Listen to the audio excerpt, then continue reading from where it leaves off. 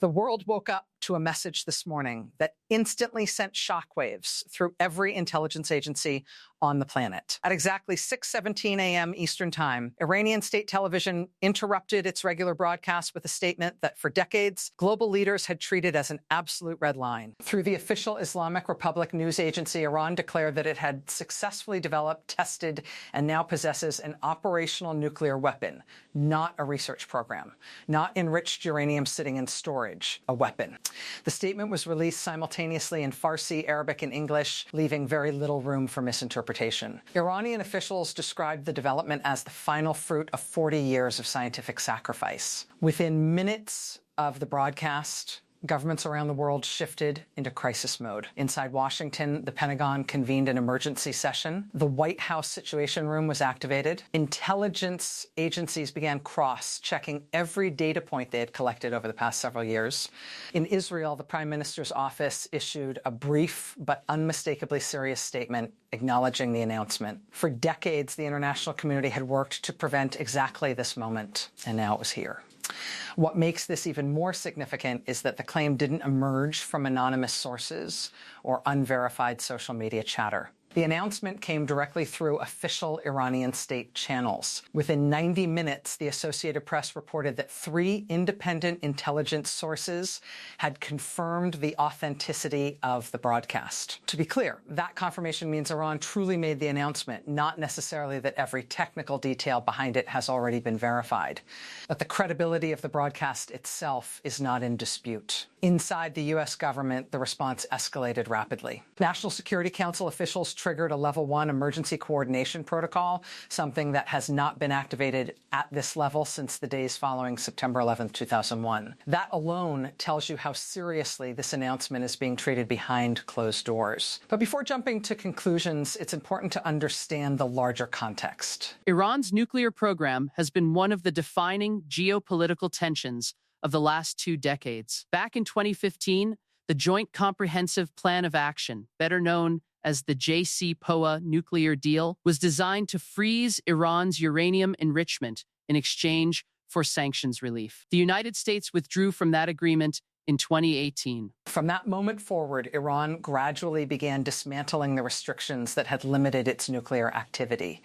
By 2024, inspectors from the International Atomic Energy Agency reported that Iran had accumulated enough highly enriched uranium to theoretically produce multiple nuclear devices. But there has always been a critical distinction. Having the raw material for a bomb is not the same as actually having a bomb.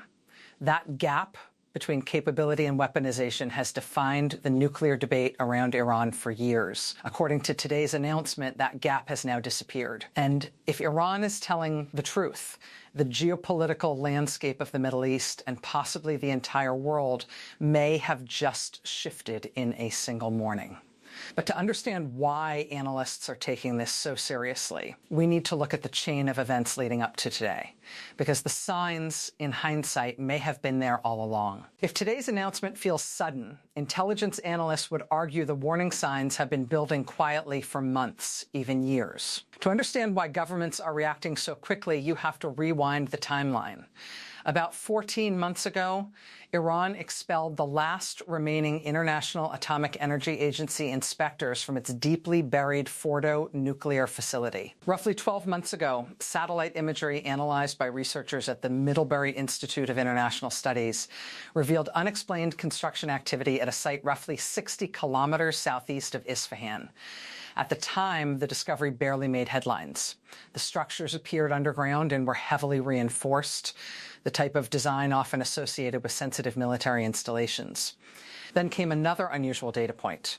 About 8 months ago, seismic monitoring stations in the region detected a small underground event. The Comprehensive Nuclear Test Ban Treaty Organization, which tracks possible nuclear tests worldwide, logged the signal as anomalous. The pattern was consistent with what scientists call a low-yield underground detonation. However, there was a catch. Within the intelligence community, unexplained disappearances like that often trigger speculation that scientists are working on highly classified projects. None of these clues individually proved anything, but together they started to form a pattern. And that pattern becomes even more interesting when you look at a confidential report produced by the International Atomic Energy Agency earlier this year. The report, leaked to Reuters in January, was initially treated as a technical update buried in the ongoing nuclear debate. But the details inside it tell a much more revealing story. On page 7 of the document, inspectors wrote that Iran's stockpile of 60% enriched uranium, combined with its centrifuge capacity at facilities like Fordo and Natanz, could theoretically provide enough material for at least 4 nuclear devices if the uranium were further enriched to weapons grade levels. That statement alone was significant. But another section of the report raised even more serious questions. According to procurement records obtained through intelligence sharing networks, Iran had acquired high-precision explosive lenses between March and August of 2025. Those components are not used for civilian nuclear energy. They are associated with the implosion design used in nuclear warheads. When analysts combine those pieces of information, the enriched material, the acquisition of specialized explosive components, the unexplained seismic event, and the removal of international inspectors, the pattern starts to look less like coincidence and more like preparation. And that's before considering one final detail hidden deeper in the same report. Because buried in a technical annex was an observation that may be the most important clue of all. It suggests that Iran may not only have built a nuclear device, it may already have built the means to deliver it. Buried deep in the technical annex of that same International Atomic Energy Agency report, the section most casual readers never reach, was a line that caught the attention of several nuclear analysts. It stated that Iran had recently demonstrated the ability to integrate a re-entry vehicle payload onto a modified Shahab-3 ballistic missile platform. And according to the IAEA assessment, the configuration being tested by Iran appeared compatible with the size and weight specifications typically associated with nuclear warheads. Think about what that implies. If the claim announced this morning is accurate, Iran is not talking about a nuclear device sitting in a warehouse somewhere. It is talking about a potentially deployable weapon, a weapon that could theoretically be mounted on a ballistic missile capable of reaching Israel, American military bases across the Persian Gulf, and parts of Eastern Europe. That possibility immediately changes the strategic equation. The response from governments around the world began almost instantly. Within 90 minutes of the announcement, the United Nations Security Council called an emergency session. Israel's cabinet convened an urgent meeting of national security officials. In Washington, the U.S. Secretary of Defense was recalled from a NATO summit in Brussels. Even American naval forces shifted posture. The Harry S. Truman Carrier Strike Group, currently operating in the Eastern Mediterranean, was instructed to hold position and await further orders. All of that happened within the span of 4 hours. But despite the speed of those reactions, not everyone is ready to accept Iran's claim at face value. Iranian state media has made bold military announcements before that did not fully withstand scrutiny. Back in 2023, officials claimed to have developed a hypersonic missile capable of evading all U.S. defense systems. Independent analysts later raised significant doubts about those assertions. So skepticism exists. And it's not unreasonable. Some experts believe the timing of this announcement may also be strategic. It arrived just 48 hours after the United States Senate approved a new round of sanctions targeting Iran's oil exports. In that context, declaring nuclear capability could be interpreted as an attempt to increase deterrence pressure during a moment of economic vulnerability. Even the seismic signal that raised eyebrows earlier in the year remains inconclusive. The monitoring agency that detected it has publicly stated that the event cannot yet be definitively attributed to a nuclear test based on the available data. In other words, the technical evidence is suggestive, but not fully confirmed. And that uncertainty has led some senior analysts to urge caution before jumping to conclusions. Because if Iran is bluffing, the geopolitical response could still escalate into a crisis. And if Iran is not bluffing, the consequences could reshape global security for decades. Inside the global intelligence community, the debate unfolding today revolves around a single question. Is Iran declaring a capability it actually possesses, or is it strategically exaggerating its progress to deter military pressure? Both possibilities are being taken seriously. General Jack Keane, former Vice Chief of Staff of the U.S. Army, addressed that exact uncertainty during a televised interview earlier today. His assessment was blunt. Iran, he said, has every incentive right now to overstate its capabilities in order to strengthen its negotiating position and discourage potential military action, and he's not the only voice urging caution. Former National Security Advisor Susan Rice echoed a similar point during a CNN appearance this morning. According to Rice, the responsible course of action is not immediate escalation, but 48 to 72 hours of technical verification.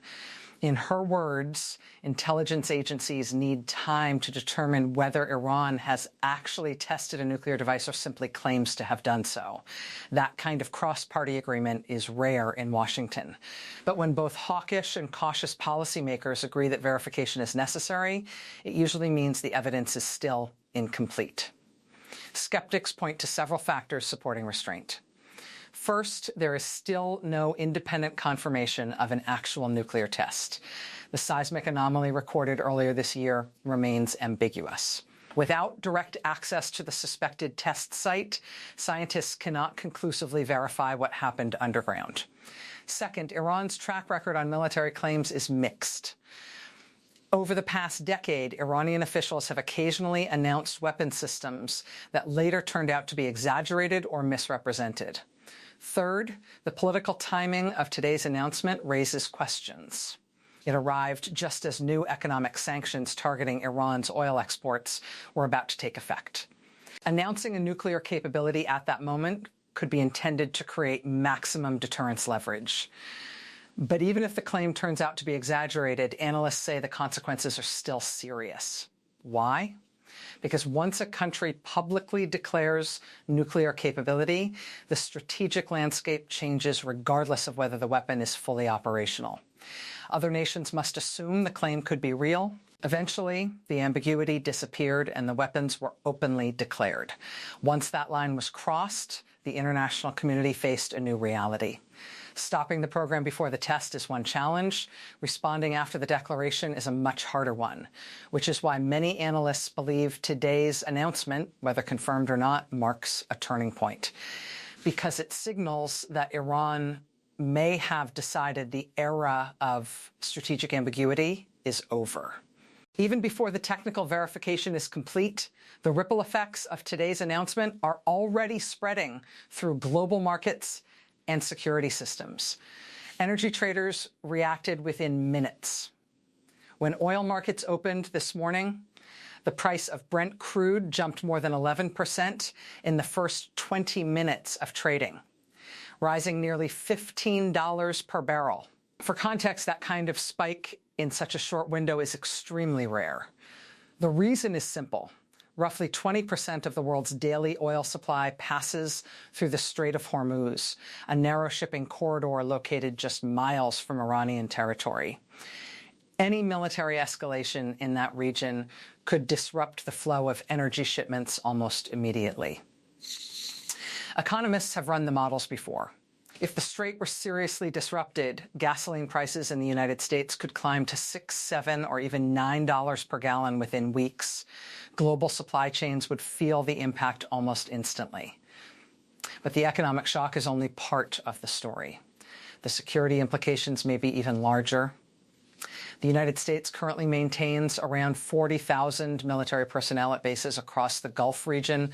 If Iran truly possesses nuclear-capable missiles, the risk calculation for every commander operating in that region changes overnight, not necessarily in the next 24 hours. The global system designed to prevent nuclear proliferation has existed for more than half a century. It relies on a simple idea: Countries agree not to build nuclear weapons in exchange for security guarantees and economic cooperation. But that system only works if the consequences for breaking the rules are credible. If Iran successfully joins the nuclear club without facing decisive international consequences, other countries watching closely may draw the obvious lesson: developing nuclear weapons can ultimately be tolerated. That possibility worries non-proliferation experts the most, because once the knowledge and technology exist, they don't disappear. North Korea still has nuclear weapons. Pakistan still has them. Israel has never officially confirmed its arsenal, but its capability is widely assumed. If Iran is added to that list, the effort to prevent further nuclear spread becomes dramatically harder. For now, the official response from Washington remains cautious. The White House released a brief 4-sentence statement saying the United States is working with allies to assess the validity of Iran's announcement and remains committed to preventing Iran from obtaining nuclear weapons. Meanwhile, the U.S. Secretary of State has already departed for emergency consultations in Israel, where leaders are openly discussing the possibility of military action. Tonight, the president will address the nation from the Oval Office. That alone signals the magnitude of this moment. Because Oval Office addresses are reserved for the most consequential national events, the coming days will likely determine whether Iran's announcement becomes a diplomatic crisis, a military confrontation, or something even more unpredictable. For now, one thing is certain. Whether Iran's claim proves fully accurate or partially exaggerated, the world has entered a new and far more uncertain phase of nuclear politics. And the decisions made in the next 72 hours could shape global security for years to come.